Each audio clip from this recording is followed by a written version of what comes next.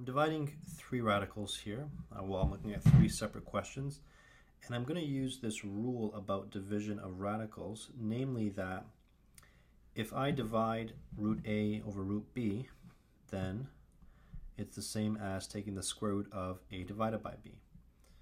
So I'm going to see how that helps me in solving these questions here. Let's take a look at the first one. I have 25 square root over root 5.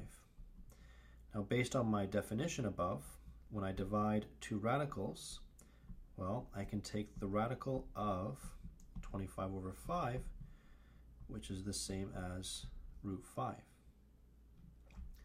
And I would suggest you leave it in that form. Don't go calculator crazy and punching in these numbers.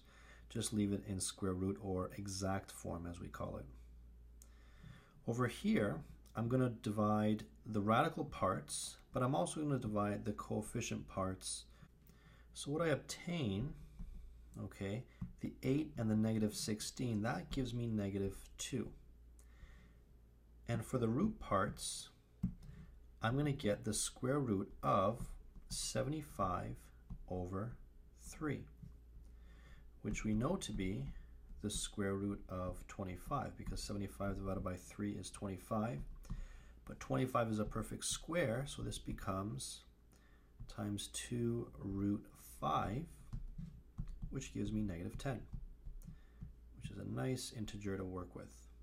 So there's b for you, combining coefficients with radical parts, and in this case they join together to form an integer. For the last one here, I'm looking at negative 30 root 40 and 5 root 18. Again, I'm going to work with the coefficient parts independently first. So that gives me negative 6 times the square root of 40 over 18. Now, this fraction does not reduce to a whole number, but I can simplify it.